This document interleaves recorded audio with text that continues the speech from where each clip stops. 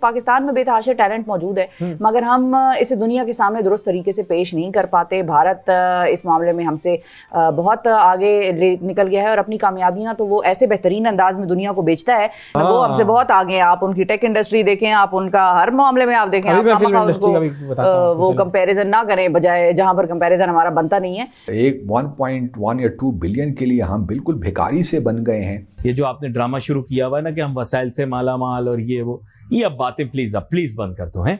अब ये आपका ड्रामा बंद हो जाना चाहिए। हो नहीं सकता ना, आप ड्रामे नहीं करो, आप साबित करो कि है।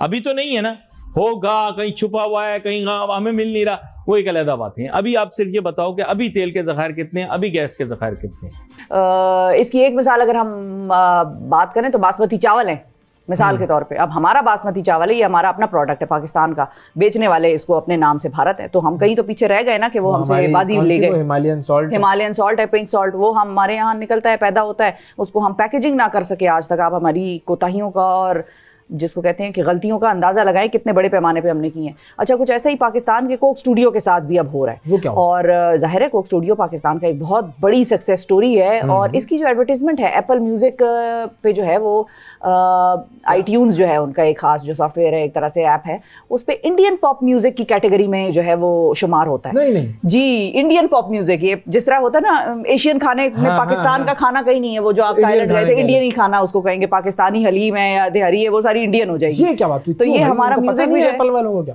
एप्पल वालों को तो पता हो, बस बायसनेस होती है, बहुत जगहों पर जरा सियासत भी आ जाती है। पाकिस्तान की अब मारूफ अदाकारा ने किया ये कि इसे नोट कर लिया, उनके जहन में ये चीज आ गई, उन्होंने ट्विटर पर स्क्रीनशॉट लिया उसका और स्क्रीनशॉट समेत शेयर किया, और साथ ही एप्पल म्यूजिक को टैग करके उन्होंने ये जो है ट्वीट कर दी। उन्होंने ट्वीट में लिखा कि iTunes ने पाकिस्तानी म्यूजिक को इंडियन पॉप एशिया या फिर वर्ल्ड वाइड करार दिया है, यानी कुछ भी कह लो, मतलब लेकिन पाकिस्तान कैटेगरी नहीं उन्होंने कोई डाली। बिल्कुल, कुछ भी कह लो लेकिन पाकिस्तानी म्यूजिक नहीं कहना, ये जो है उन्होंने ये रेज किया पॉइंट। अच्छा, उन्होंने एप्पल म्यूजिक से मुतालबा किया है कि कोक स्टूडियो पाकिस्तान की जो है वो कामयाबी की एक बहुत बेहतरीन दास्तान है, और हम इस बात के हकदार हैं कि हमारी कामयाबी को तस्लीम किया जाए और उसको उसी तरह प्रमोट करें, बजाय किसी इंडियन या किसी और मुल्क के नाम के लगाने के साथ। बिल्कुल। सार्फीन ने महविश हयात के जज्बे हुब्बुल वतनी को बड़ा सराहा भी है, और वो सब महविश के साथ खड़े हैं कि भाई ये तो हम करा के रहेंगे। मैं बिल्कुल महविश के साथ खड़ा हूँ इस बात पर तो, और ये तो होना भी चाहिए। मतलब ये इतने ऐसे लोग हैं इनको पता ही नहीं है कि पाकिस्तान कहाँ है, इंडिया कहाँ है, और इतनी बड़ी कंपनी इन्होंने बनाई है, इनको क्या ये गड़बड़ है, कुछ गड़बड़ की है इन्होंने। बिल्कुल। अच्छा, ये मुझे एक और बात बड़ी अजीब सी लगी कि महविश हयात ने तो नोट किया, तो वो एप्पल आईफोन वगैरह इस्तेमाल करती होंगी, जाहिर है, तो बहुत सारे और भी लोग आईफोन इस्तेमाल करते हैं, उन्होंने क्यों नोट नहीं किया अभी तक?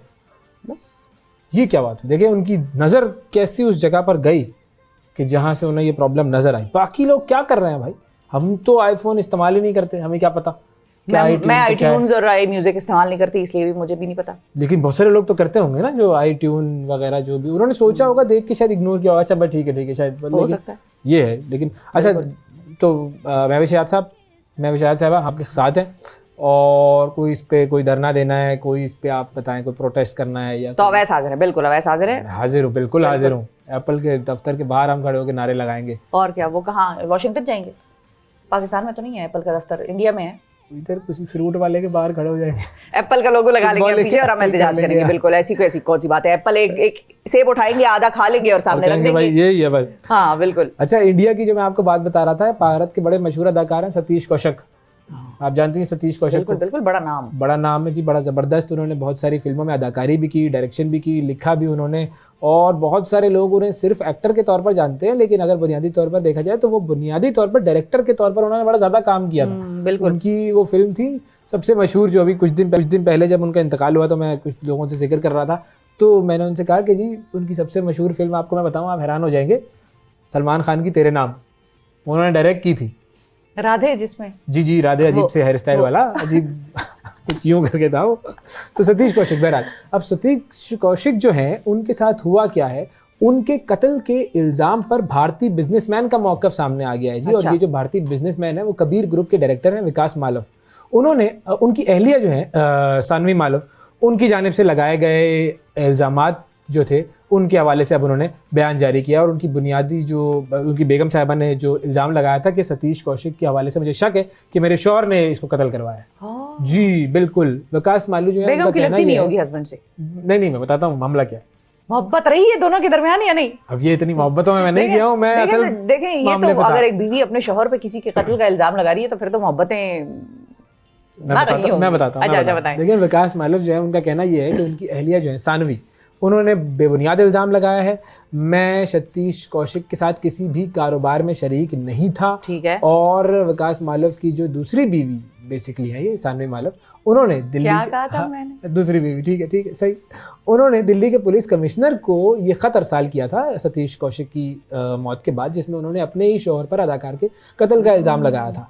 और उन्होंने अपने ख़त में ये लिखा था कि सतीश कौशिक ने उनके शौहर को 15 करोड़ रुपए का कर्ज दिया था और इस रकम की वापसी के लिए एक बार बैरून मुल्क इन दोनों की मुलाकात भी हुई थी और उस मुलाकात के दौरान काफ़ी तल्ख़ कलामी हुई थी और उसके बाद वकास ने रकम वापस करने का वादा किया था। और सानवी ने उस ख़त में ये भी लिखा कि चूँकि अदाकार उनके शौहर के फार्म हाउस में बीमार हुए थे, इसलिए उन्हें ये शक है कि विकास ने रकम वापसी का मुतालबा करने पर उन्हें कत्ल कर दिया है। और दूसरी जानिब ये भी मैं आपको बताऊं कि भारतीय मीडिया ने भी ये दावा किया है कि होली खेलने के बाद दिल्ली का जो इलाका है बजवासन, उसके जिस फार्म हाउस पर सतीश कौशिक ने दीगर अदाकारों के हमरा पार्टी की थी, वहाँ पर उनके कमरे से कुछ मशकूक अद्वियात भी निकली थी और वो अब बरामद हुई है। पुलिस इस पर तहकीकात कर रही है कि ये मामला है क्या, क्योंकि ये बहुत ही एक अलग रुख पर मामला चला गया। और इस तरह की चीज़ें बहुत सारी आती रहती हैं। आप देखें वो पहले वो क्या नाम था उसका, जो सुशांत सिंह उनका भी इसी किस्म का बड़ा कंट्रोवर्शियल किस्म की डेथ हो गई। बिल्कुल।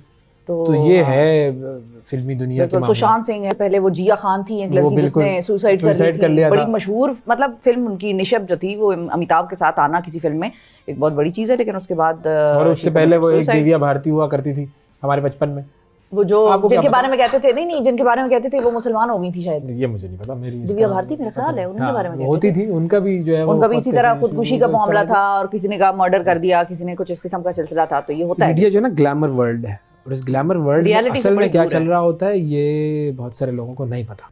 बल्कि परसों के प्रोग्राम में कि जी पाकिस्तान के अंदर अभी ये पोटेंशियल मौजूद है, हम ऑलिव ऑयल बना सकते हैं। बहुत बरकत वाली चीज़ है भाई जैतून बड़ी बरकत वाली चीज़ है। उसका तेल भी निकालें आप, उससे ऑयल निकाल के कितना आप कवर कर सकते हैं आप। यार मेडिटेरेनियन के ऊपर कोई मुल्क तो हो नहीं जिसकी थोड़ी सी आबादी हो और आप लोग जैतून के तेल पे गुजारा कर लें। दूसरा होता है जैतून का तेल होता है बिल्कुल लाइट, और हमारे लोगों को हैवी खाने का शौक है, लेकिन आप जैतून का तेल कहते हैं सेहत के लिए अच्छा होता है, आप खाएं। मैं तो आपको कितना कितना प्रोड्यूस कर लेंगे, सब्स्टिट्यूट कर सकते हैं? नहीं। कहते हैं जनाब हम कॉटन का जो सीड होता है उससे भी ऑयल निकलता है, आप निकाल लें, मैंने मना नहीं किया आपको। तेल आप जिस चीज से आप तेल, सनफ्लावर कहते हैं, सनफ्लावर से तेल निकाल लें, कितना निकाल सकते हैं ये एक एस्टिमेशन एक बना के भेज दें, क्योंकि आपने सेव करना है इन बिलियंस ऑफ डॉलर्स अगर आप इंडिजिनसली ऑयल को किसी तरह एक्सट्रैक्ट करने में कामयाब हो जाते हो। हम तो आपको बोल रहे हैं ये बात, एडिबल ऑयल आप अपने मुल्क के अंदर बनाएं, आपकी बहुत बड़ी इंपोर्ट सब्स्टिट्यूशन हो जाएगी, आपका ट्रेड गैप